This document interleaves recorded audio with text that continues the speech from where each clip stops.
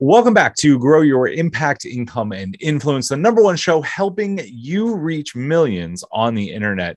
My name is Steve Warner. I am your host. Today, we are going to be talking about the income, specifically when it comes to business growth. I have a business growth coach with us. She specializes in executive coaching and helping businesses grow online. During the pandemic, she's helped more than 15 businesses grow their income. But it wasn't always easy. Crystal actually started off the pandemic being unemployed. Crystal, welcome to the show. How are you doing? I'm doing really good, thanks. How are you? I'm doing great. So, it's awesome. You helped 15 businesses grow, not to mention you built your business during the pandemic. I think a lot of people kind of use the pandemic as a way to shift, to get something going for themselves, but you blew it out of the water. You went and you helped 15 different businesses. But take us back to where all of this started for you. Sure. It started one day in July 2020 when I had a phone call that was a clarity moment from a careers advisor. And I had been on welfare after a really hard bit of time. And I was in the pandemic and I was looking at what options I needed to go forward with. And she suggested a program for executive coaching and mentoring at the local university. And she said, and her words really woke me up out of my complacency. The worst thing you could do is come back on welfare. And, you hit rock bottom when that's the worst. So that's why I decided to go for it. Nice. So, that's having somebody tell you that and realizing that. I feel like, I don't know, I tell people that all the time. Like, what's the worst that could happen here? Like, you end up right where you started. Maybe you get a little egg on your face. Maybe I don't know, maybe things don't go perfectly. But at the end of the day, it's really rare that you end up worse than you are to start with. At least you learn something, right? Exactly. Exactly. And you have a lot of fun along the way and get to help lots of people. So it all worked out.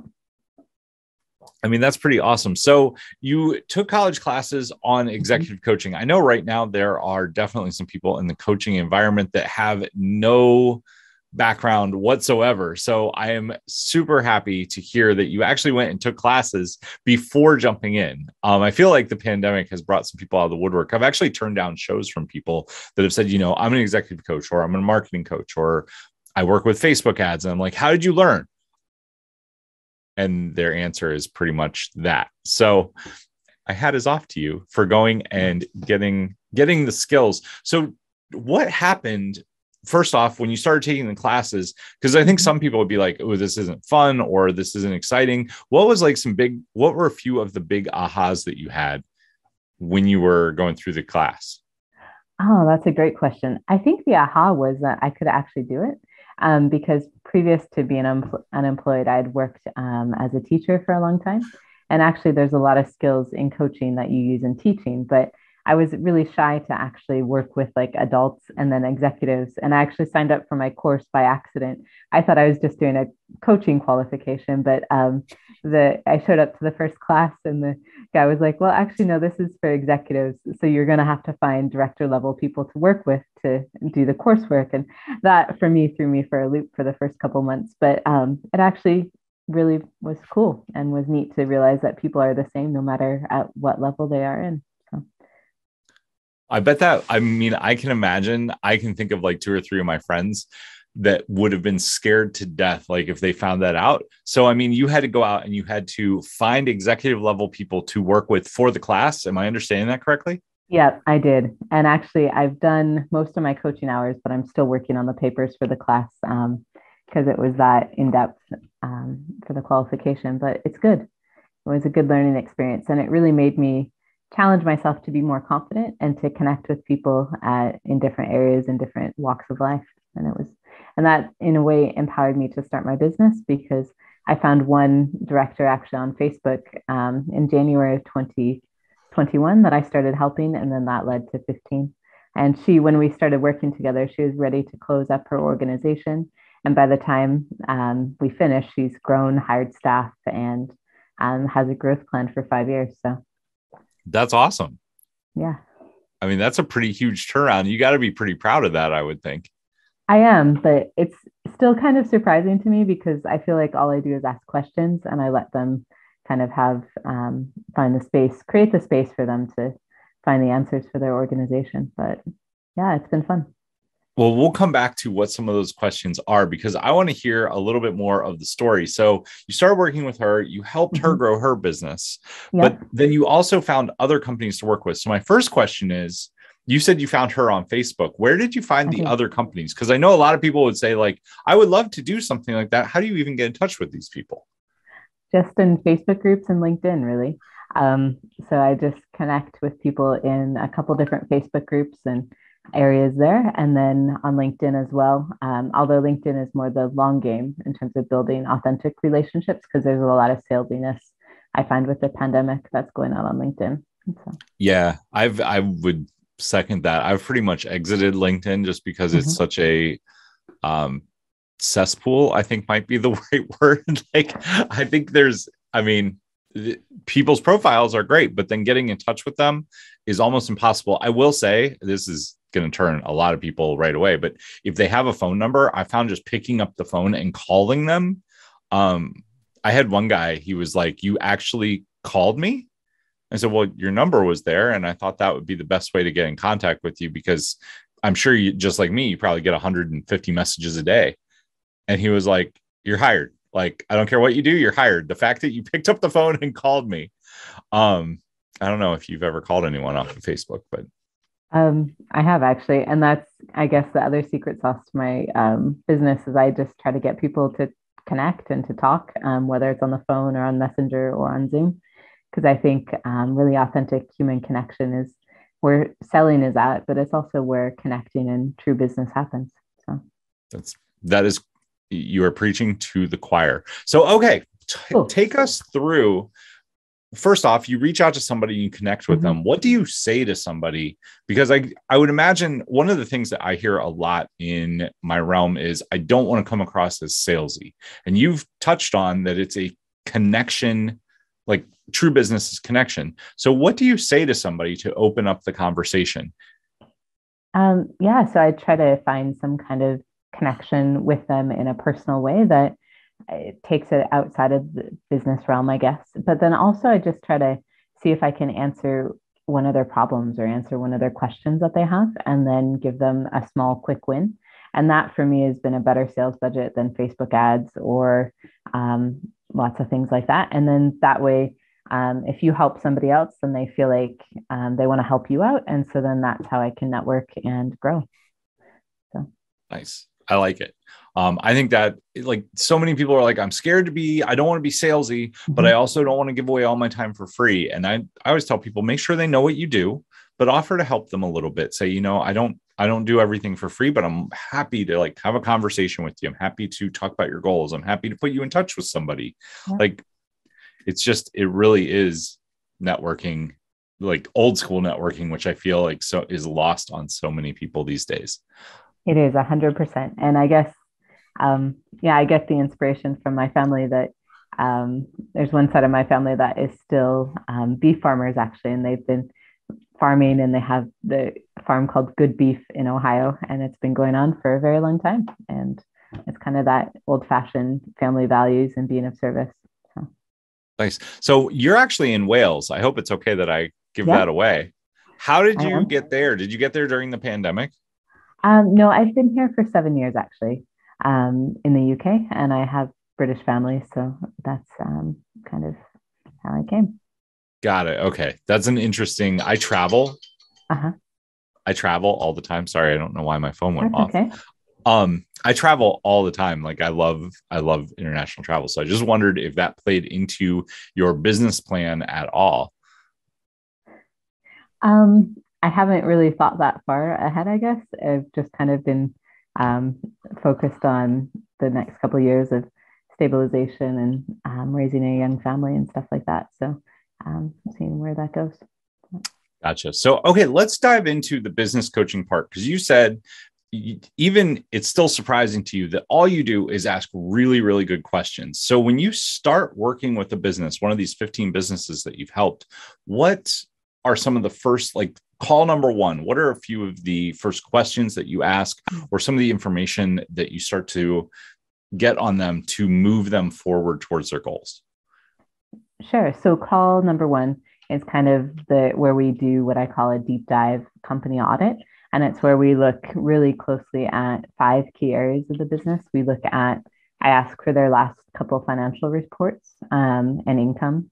And we focus there first because most of us who run a business, it's not a charity, and we do need to have some kind of profit coming in, because that's one big major mistake I see that lots of people make online is they want to help lots of people. And so they're not charging enough or they're charging too much.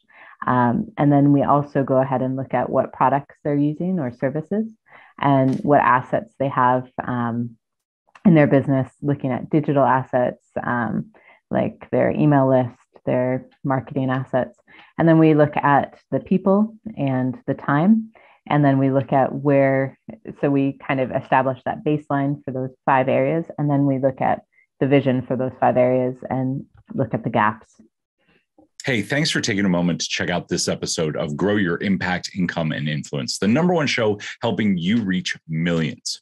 Have you ever thought about building your own webinar or using public speaking to reach your ideal audience?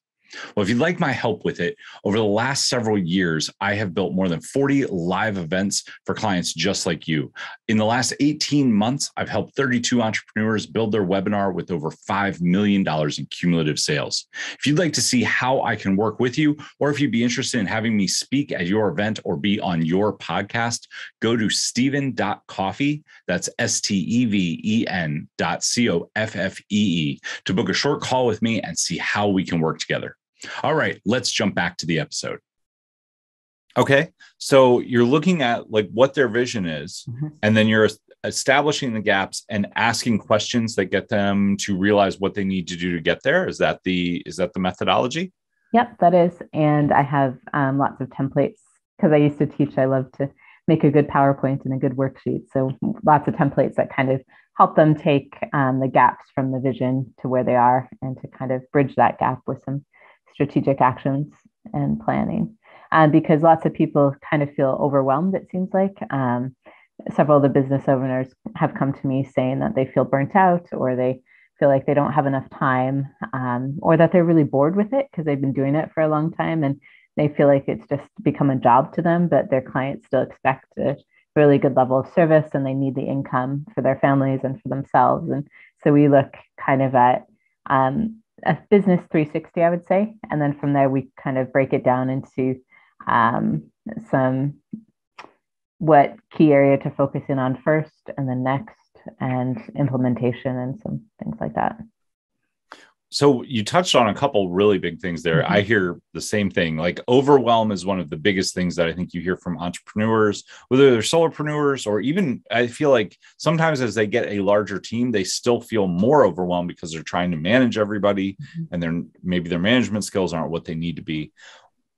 What would you see as across the businesses that you've worked with as being probably the first biggest thing that they need to, if somebody's listening to this and they're just like, I just need some help, I just need some clarity, I just need to get my business back on track, what would you say is one easy win that they could do right off the bat to like simplify their lives, bring in a little bit of income, something along those lines? I would say kind of 3 things. The first one would be to do what I call a time audit or a time diary. So to write down where the time goes, because that's one of the things that as business owners, especially if we have a team and we also have families and we have really busy lives, when we sit down to work on the business or working in it to help our clients and our customers, oftentimes we can get up from our computer 2 or 3 hours later and not know where the time has gone, not know what activities that we've done.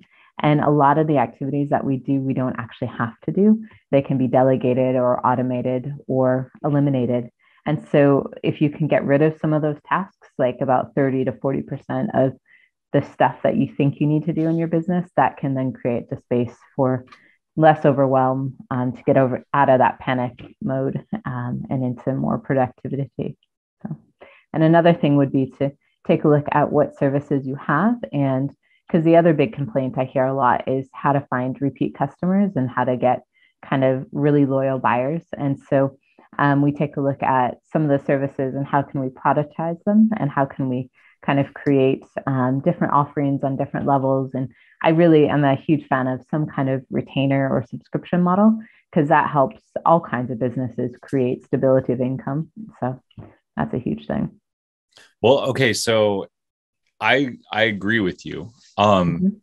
I think repeat business is when I go in and I work with a company, we work on the marketing side, usually on like storytelling, social media, on the sales side. But one of the things that we always always look at is like it's much cheaper to sell to a client that already knows, likes, and trusts you, that has already bought from you once, than to go get a new client. But I've seen so many companies just pour thousands and thousands of dollars, whether it's Facebook ads or PPC ads or any kind of marketing. When I'm like, if you put half that budget towards a repeat customer and just building something, but nobody wants to, like they say that, oh yeah, that'd be great, but I don't want to do that. They don't want to buy from me, or there's a whole host of reasons, right? So I'd love to hear, do you have any tips or tricks, maybe a tactic that either you can go back to a repeat client with, like a client that you want to get more business from, or how do you move people onto the retainer model? I know you said that you work with some accounting firms, some bookkeeping. So that maybe that makes sense for retainer, but lay out how that would work, or how would you talk to a client about that?